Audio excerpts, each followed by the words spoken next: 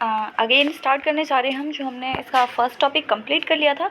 PhD book का नाम है PhD 143, ये जो बुक का नाम है प्रेमचंद, ठीक है। उसका फर्स्ट चैप्टर था वो हम कर रहे थे और फर्स्ट टॉपिक क्लियर कर लिया था, जिसमें कि हमने पढ़ा था प्रेमचंद का जीवन परिचय।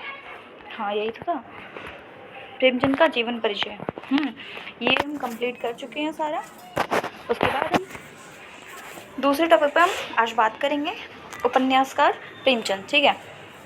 तो जो उपन्यासकार प्रेमचंद हैं, प्रेमचंद जी को ना उपन्यास सम्राट की उपाधि दी गई है। ये किसी और को नहीं दी गई है, स्पेशली इनके लिए ये सिर्फ। तो उपन्यास सम्राट की उपाधि दी गई है प्रेमचंद जी को, ठीक है। उसके बाद इन्होंने ना जितने उपन्यास लिखे हैं, ये सारे उनके नाम हैं। जैसे कि इन्होंने वरदान लिखा है, सेवा सदन लिखा है। उसके बाद जितने भी आपको इसमें नाम दिखेंगे, ये सारे उन्हों के द्वारा लिखे हुए हैं उपन्यास। प्रेमाश्रम, रंगभूमि। तो गाइस अगर मतलब ये ज़रूरी नहीं हम यहाँ पे इसकी डिटेल में स्टडी करें, क्योंकि फिर आगे वाले जो चैप्टर हैं इस वाली बुक के, ये सारी चीज़ें इसमें ना एक्सप्लेन करके दे रखी है। जो भी इसमें उपन्यास हैं वो एक्सप्लेन करके चैप्टर के रूप में है, तो हम वहाँ से ही पढ़ लेंगे, ठीक है। और बाकी इसमें मोरओवर क्या है, वो इस चीज़ के बारे में बात कर लेते हैं। प्रेमचंद के उपन्यासों की सामान्य विशेषताएं। प्रेमचंद के उनके साहित्य के अध्ययन करने की प्रक्रिया आप देख सकते हैं। उनकी रुचि देखो यहाँ से देखते हैं हम।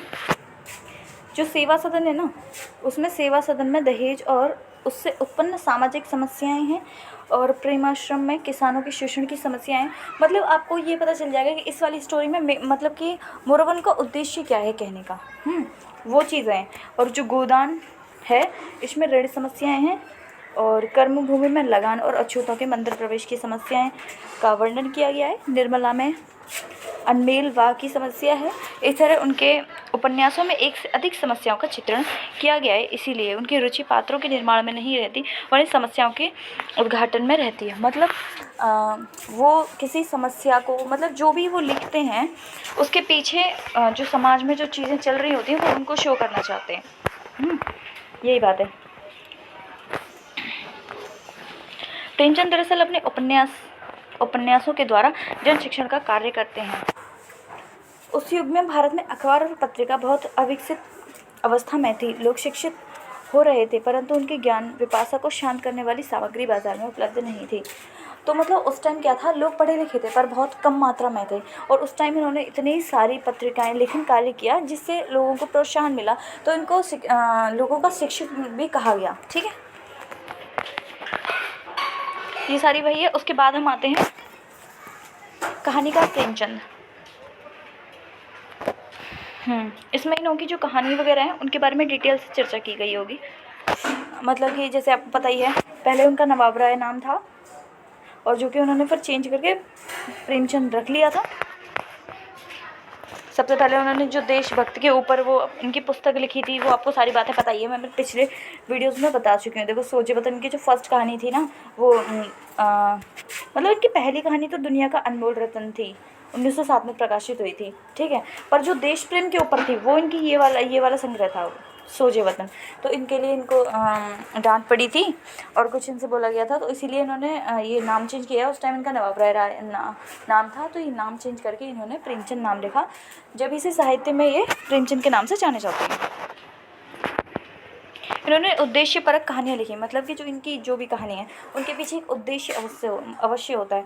मतलब कि ये नहीं मनोरंजन के लिए इन्होंने कहानी नहीं लिखी है, या समाज के ऊपर लिखी है, किसी चीज़ के भी ऊपर लिखी हैं, तो समाज में जो क्या हो रहा है उसको ये दिखाना चाहते हैं।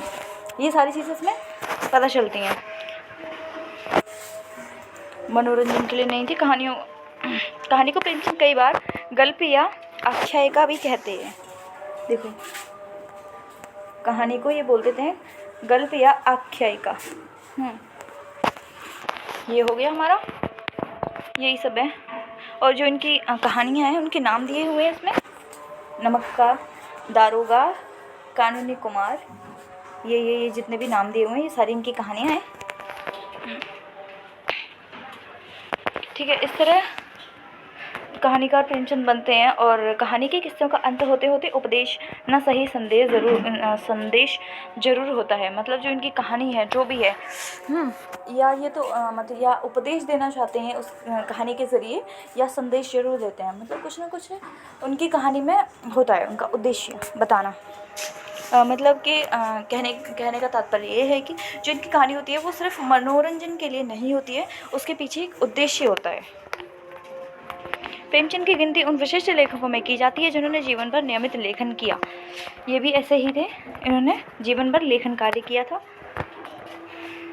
सन 1907 में उनकी पहली कहानी प्रकाशित हुई थी, हाँ, जो अनमोल रतन वाली थी कुछ।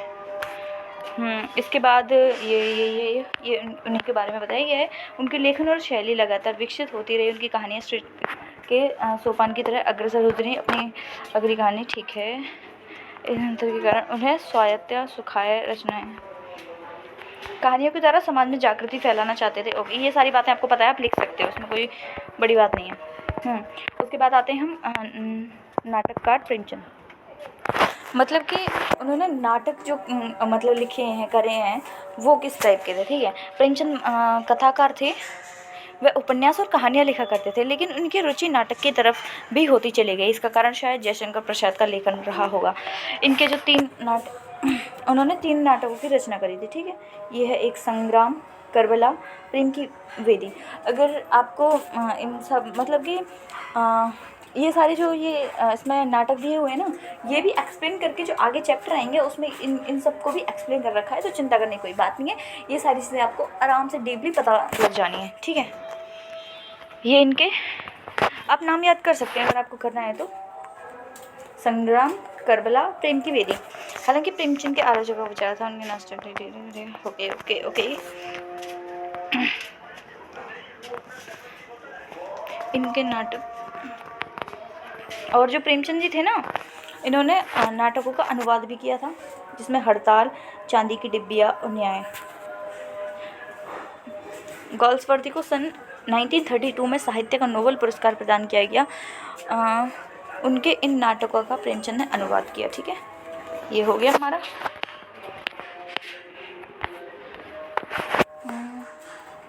उनके बारे में हाँ देखो, ये एक्सप्लेन कर रखा है संग्राम को, संग्राम, करबला, यही सारी चीज़ें एक्सप्लेन कर रखी है। उसके बाद आता है प्रेमचंद का वैचारिक गद्य।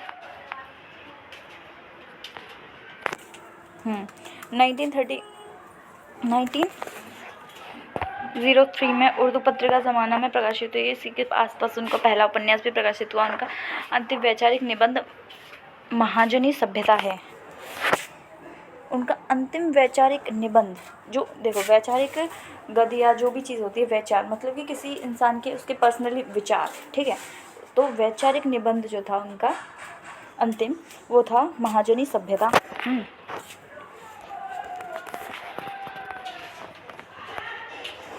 यदि भारत के अंग्रेज के विरुद्ध कोई करना तो उनके वैचारिक गद्य किस प्रकार के थे, ठीक है। इसमें है, उन्होंने कहीं भी तत्कालीन अंग्रेज शासकों के पक्ष में लगभग कुछ नहीं लिखा। मतलब इससे ये पता चलता है कि जो अंग्रेज शासन कर रहे थे वो उनके साइड बिल्कुल भी नहीं थे। उनका पक्ष में कुछ नहीं लिखा, तो इसी से हमें यही पता चलता है। और क्या था प्रेमचंद ने, हाँ, और जिन लोगों ने उनके विरुद्ध कुछ कार्य किया है और प्रेमचंद ने उनका साथ दिया है, ठीक है। विदेशी लेखकों की कुछ रचनाओं का अनुवाद किया और भावनाओं किया, और कभी कभी उनकी बातों का। प्रेमचंद के लेखन का समय 1903 से 1936 के बीच में, 36 के बीच में। इस काल में महात्मा गांधी के मतलब उस टाइम क्या हो रहा था, इस काल में जब वो आंदोलन वगैरह चल रहे थे, आज़ादी की तरफ हम अग्रसर हो रहे थे, उस टाइम का लेखन है। तो यार वो यहाँ के थे तो वो दूसरों को तो सपोर्ट नहीं, मतलब कि नॉर्मल सी बात है, जो ब्रिटिश लोग थे वो उनको अच्छा नहीं मानते थे और वो अच्छे थे भी नहीं, इसीलिए। उसके बाद हम आते हैं, यार यही सब चीज़ें एक्सप्लेन कर रखी है और कुछ नहीं। पत्रकारिता, प्रेमचंद सिर्फ सार्वजनिक लेखन ही नहीं थे, वे विचारात्मक लेखक भी थे। उनके लेखन का आरंभ वैचारिक गद्य से होता है। वे उर्दू के ज़माना जो है उनके में लगातार लिखे हिंदी में आने वाले भी उनका यह क्रम जारी रहता है। मतलब फिर क्या हुआ, वो वैचारिक गद्य पद ये मतलब कि जो ये भी लिखते थे, वैचारिक लेखन भी करते थे, ठीक है। और फिर उन्होंने धीरे धीरे क्या किया, पत्रकारिता करना स्टार्ट किया। उन्होंने जागरण साप्ताहिक का भी संपादन किया। मतलब साप्ताहिक मतलब कि जो होते वीकली है ना, संपादन किया। हाँ, उन्होंने माधुरी का संपादन भी किया था। प्रेमचंद का नाम हिंदी में जयशंकर प्रसाद और आचार्य रामशरण शुक्ल के साथ ही लिया जाता है। जैसे आप सभी ने ना नाम सुना होगा इनका, जयशंकर प्रसाद ये बहुत फेमस है ना, और आचार्य राम शुक्ल भी, तो इसी तरह प्रेमचंद भी फेमस हैं। वो इन्हीं के साथ इनका नाम लिया जाता है, इन्हीं की तरह फेमस थे ये तीनों ही महत्वपूर्ण लेखन हैं, ठीक है, लेखक हैं। हिंदी उपन्यास में हिंदी में प्रेमचंद के काल को प्रेमचंद युग के नाम से जाना जाता है, ठीक है। ये तो नॉर्मल सी बात है। हो गया ये सारी चीज़ें। उसके बाद हम अगले चैप्टर में जो होगा, हाँ, सेवा सदन। तो देखो गाइस, जो हमने वो पढ़ा था ना, उपन्यास था जो उनका सेवा सदन, तो सेवा सदन है जो उसको एक्सप्लेन करके दे रखा है। तो हम यहाँ से जो ये नेक्स्ट चैप्टर स्टार्ट करेंगे, इसमें हम सेवा सदन के बारे में पढ़ेंगे। Okay, so guys, thank you so much.